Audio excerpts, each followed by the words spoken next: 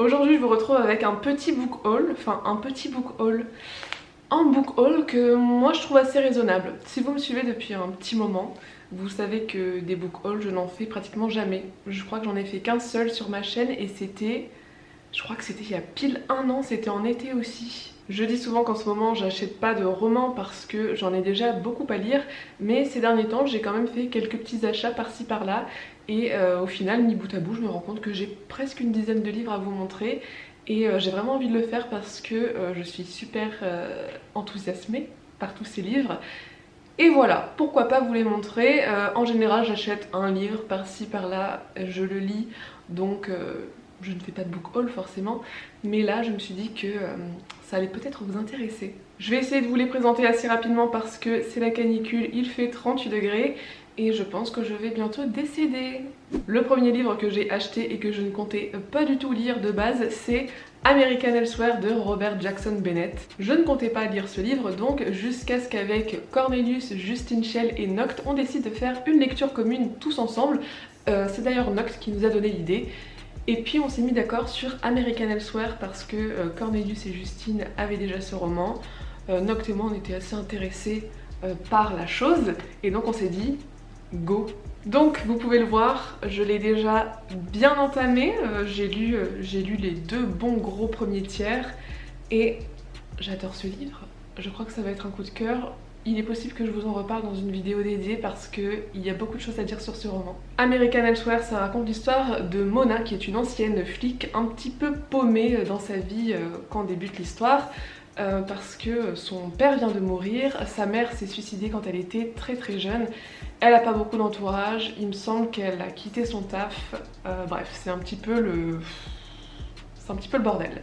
Et il se trouve qu'en mourant, son père lui a légué une maison dont elle n'a jamais eu connaissance. C'est une maison que sa mère avait elle-même léguée à son père quand elle s'est suicidée. Lui n'en a jamais parlé à sa fille et aujourd'hui Mona en hérite et elle ne sait même pas où se trouve cette maison en fait. Elle habite au Texas, la maison en question se trouve dans le Nouveau-Mexique et le but ça va être d'aller très vite visiter cette maison pour savoir si elle en veut ou pas parce que bon de base c'est pas vraiment là où elle habite, là où elle a sa vie mais elle a qu'une semaine pour aller visiter les lieux et décider si elle la veut ou bien si... je sais pas ce qu'ils vont en faire d'ailleurs si elle la prend pas.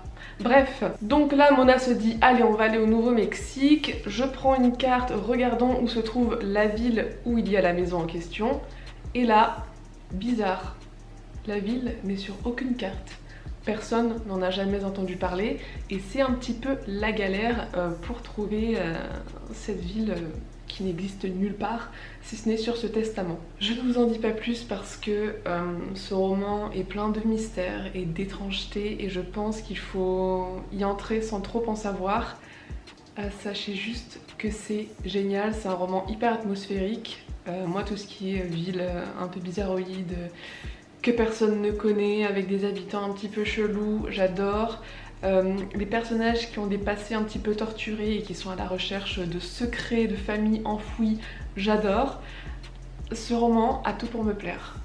Et franchement, si le peu que je vous ai dit vous tente, foncez parce que c'est génial. Alors par contre, il coûte 29 €. On ne va pas se mentir, c'est le prix d'un rein. Personnellement, je l'ai acheté d'occasion. Il coûtait quand même 18 € d'occasion. Mais déjà, c'était une affaire en soi. Voilà, juste pour que vous sachiez. Du coup, comme j'étais un petit peu dans un délire de mystère, de thriller et d'horreur, je me suis acheté Killer Game, j'avais déjà oublié le titre, de Stephanie Perkins. Ici on va suivre une ado qui vit dans une petite ville du Nebraska où apparemment pareil il se passe rien, tout est tranquille jusqu'à ce que des gens de son lycée commencent à se faire assassiner. Et là avec sa petite bande de potes, elle va essayer d'enquêter j'imagine, hein. Pour éviter de devenir une proie, elle va devoir affronter un terrible secret. Oui, moi je pense que ça peut être cool. Donc je crois que c'est du jeune adulte ou de la jeunesse. C'est écrit très gros, ça va se lire vite. Why not? Une suite de saga avec La chute d'Hyperion, c'est le deuxième tome de Hyperion de Dan Simmons que j'ai lu il y a à peu près 1 an et demi. Alors Hyperion c'est un gros classique de la science-fiction. un gros classique quoi, vraiment gros et un petit peu lourd. En gros, si vous avez jamais lu de SF, je vous conseille pas de vous lancer à corps perdu dans Hyperion. C'est pas le truc le plus abordable qui soit. Et je me souviens que j'avais un petit peu galéré à le lire, enfin je l'avais lu très lentement, j'avais pris mon temps, c'est compliqué. C'est du space, planète opéra très foisonnant, avec beaucoup de personnages, un univers hyper vaste, c'est le cas de le dire. Et malgré cette lecture qui avait été un petit peu difficile, mais pas forcément dans un sens négatif, et bien je me suis retrouvée à souvent penser à ce qui allait se passer après, et donc je me suis acheté la suite. Je suis contente, je l'ai trouvée dans cette vieille édition France Loisirs que j'avais déjà pour le premier tome. Le premier tome il appartenait à mes parents, donc forcément il était un petit peu vieux. Donc je suis contente d'avoir trouvé cette vieille édition aussi que je trouve super belle en plus. Bon, vous allez me dire, meuf, ça parle de quoi Hyperion? On ne sait pas, on aimerait savoir. Oui, j'y viens. Hyperion, c'est l'histoire de 7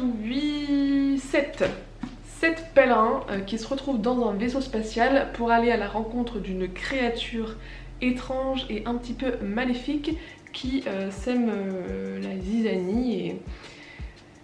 C'est compliqué à résumer. En gros, ces 7 personnes ont toutes été confrontées de près ou de loin à des événements ou à des phénomènes en rapport avec cette créature bizarre qui s'appelle le Gritch.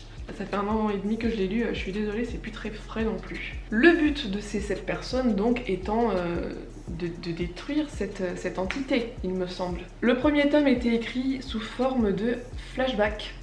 C'était un tome quand même très introductif où on nous présentait les 7 personnes à bord de ce vaisseau et justement les événements qu'ils avaient vécu en rapport avec cette entité. C'était très riche mais très introductif, mais malgré tout j'ai vraiment très envie de savoir ce qui va se passer. Donc j'ai acheté le 2. Voilà, tout simplement.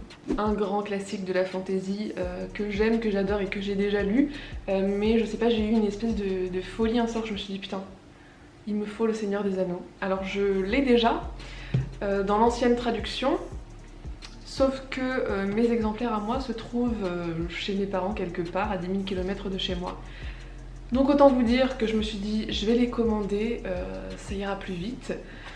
Sauf que, est-ce que j'avais envie d'acheter les 3 éditions de chez Christian Bourgois à 20 € chacune? Non, pas vraiment, enfin si, mais mon porte-monnaie avait-il envie? Non. Est-ce que j'avais plutôt envie d'acheter cette magnifique intégrale à 18,90 €? Oui! Les pages sont d'une souplesse et d'une douceur. J'adore ce bruit. C'est vraiment le genre d'ASMR que... le seul genre d'ASMR que je peux écouter. Pour ceux qui ne le sauraient pas, le Seigneur des Anneaux, c'est l'histoire de Frodon, un jeune hobbit. Alors les hobbits, c'est des petites créatures... Vous m'avez cru? Non, non, je vais pas vous résumer le Seigneur des Anneaux, faut pas déconner. Quel humour! Vous connaissez peut-être mon amour pour Daphné du Maurier si vous avez vu mes précédentes vidéos ou si vous me suivez depuis un petit bout de temps. Daphné du Maurier, je l'ai découverte l'année dernière, il me semble, avec Rebecca, que j'avais adoré, qui m'avait vraiment fascinée. Cet hiver, j'ai lu L'Auberge de la Jamaïque, que j'ai adoré également et qui a fait partie de mes meilleures lectures de cet hiver, sur lesquelles j'ai fait une vidéo que je mettrai là. Je me suis donc acheté Ma cousine Rachel, je pense que c'est comme ça que ça a été traduit en français, que j'ai acheté en VO. Hein. Daphné du Maurier, je la lis en VO parce qu'elle est pas très compliquée à comprendre et que...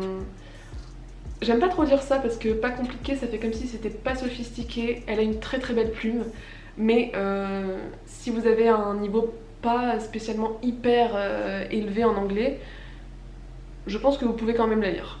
Honnêtement, ça passe tout seul. J'adore ces éditions Virago Modern Classics.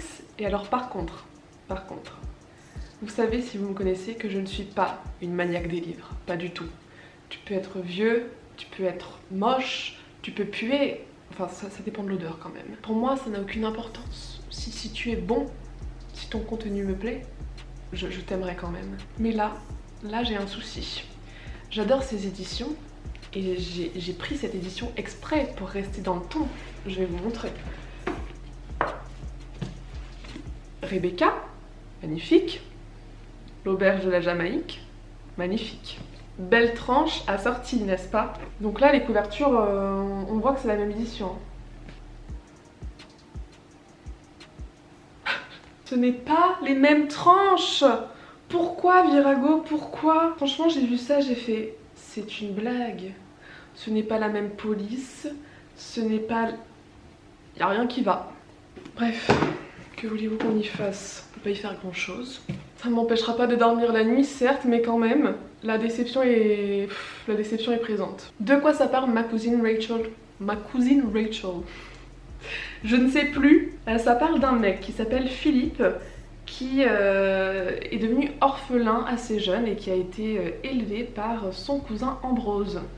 Ambrose, c'est un célibataire endurci qui est très content de pouvoir faire de Philippe son héritier. Donc je lis en même temps, je traduis dans ma tête. Ah, ça se passe encore en Cornouailles.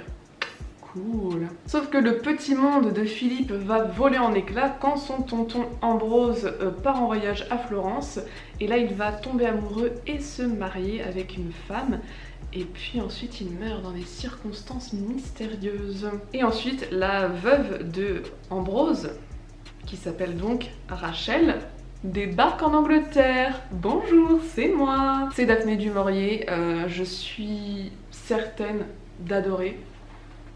Pour l'instant j'ai lu que 2 romans d'elle, mais à chaque fois je suis absolument conquise. Elle aussi elle écrit des romans très atmosphériques avec des personnages hyper riches, hauts en couleurs et plus vraisemblables que nature, ça ne veut rien dire. Bref, je pense que je vais kiffer. Ces jours qui disparaissent de Timothée Le Boucher, c'est un roman graphique dont j'ai beaucoup entendu parler, je pense que vous l'aurez certainement beaucoup vu passer aussi. Alors pareil, j'avais lu le résumé il y a longtemps et j'aime pas trop les relire pour un peu oublier en fait tout simplement dans quoi je m'embarque avant de m'y embarquer. Mais en gros c'est l'histoire d'un mec apparemment qui se rend compte qu'il ne vit plus qu'un jour sur 2. Donc il se réveille chaque matin alors qu'un jour entier vient de s'écouler. Et il découvre alors pendant ses absences qu'une autre personnalité prend possession de son corps.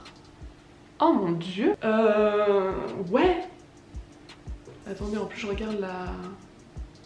Ah oui, la couverture, le mec dans le reflet là, il a pas l'air super gentil. Donc soit ça va être un truc complètement badant à base de tu te couches en prenant un Xanax, soit ça va être un thriller et dans ce cas tu te couches après avoir regardé un épisode de Winnie l'ourson. Bon, il me reste plus que 3 livres à vous présenter, ils sont tous plus ou moins en rapport les uns avec les autres. Ces livres vont être très chers à mon cœur, je le sens. Début juin, je suis partie en vacances au Portugal, à Lisbonne plus précisément, et dans les environs de Lisbonne. Bon, forcément, je voulais me ramener un souvenir, donc je me suis acheté Poète de Lisbonne.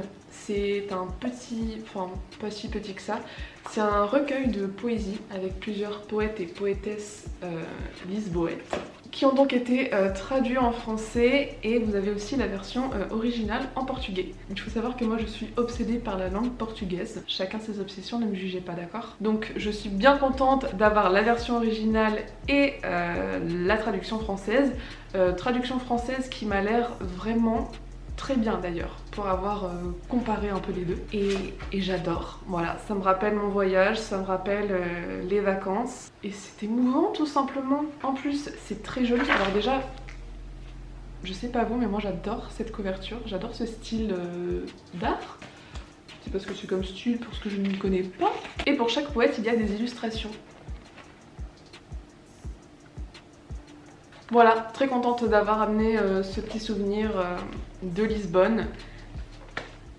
Je l'ai pas acheté à Lisbonne d'ailleurs. Je suis en train de me rappeler. Mais c'est pas grave, je l'ai acheté au Portugal et c'est ce qui compte. Si vous êtes intéressés, je ne suis sûre de rien, mais je pense que c'est trouvable sur internet. Et ensuite, comme j'étais totalement encore imprégnée, absorbée et obsédée par ces vacances, même à mon retour, je me suis acheté 2 romans du très grand auteur portugais José Saramago, qui, pour être honnête avec vous, m'était complètement inconnu, jusqu'à ce qu'un soir, avec mes 2 compagnons de route, nous débarquions dans un restaurant, donc un restaurant typiquement portugais au plein cœur de Lisbonne. Et puis il y avait une petite plaque, vous savez, un peu plaqué or à côté de notre table, qui disait ceci était la table préférée de José Saramago et la chaise machin était sa place favorite. Et là je fais attends, mais je suis assise à sa place préférée, et puis je lève la tête et je vois tous les livres de José Saramago en portugais.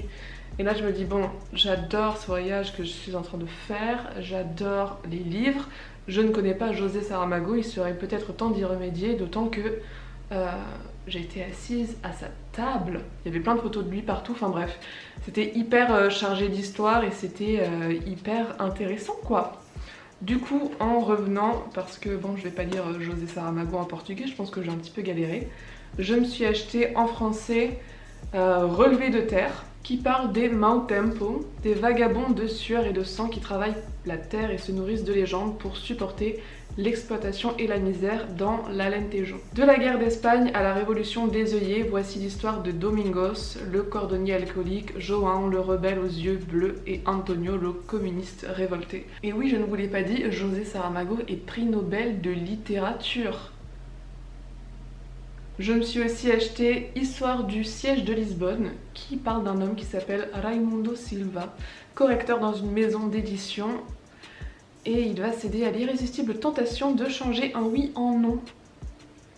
Du coup, le sens du livre se trouve modifié. C'était une histoire du Portugal et sa propre vie aussi va être bouleversée puisque la farce a éveillé son désir d'écrire et il s'attelle à une histoire réinventée du siège de Lisbonne de 1147. J'ai très hâte de me plonger dans ces deux romans qui vont se lire très vite je pense. J'espère que je vais aimer, je sais pas, je garde un souvenir tellement fort de tout ce que j'ai vécu là-bas, j'ai envie de m'imprégner encore de la culture portugaise et la bouffe portugaise aussi, ça manque un peu. Voilà, c'est tout pour les livres que j'avais à vous présenter aujourd'hui. Je suis hyper emballée, j'ai hâte de les lire. Là c'est bon, c'est fini, stop. Stop les romans. N'hésitez pas à me faire part de vos impressions sur ces bouquins. Est-ce que vous en avez lu certains? Est-ce qu'ils vous tentent? Moi je vais aller boire une petite bière bien fraîche parce qu'il fait très chaud, n'est-ce pas? Et je vous dis à très bientôt pour une prochaine vidéo. Bye!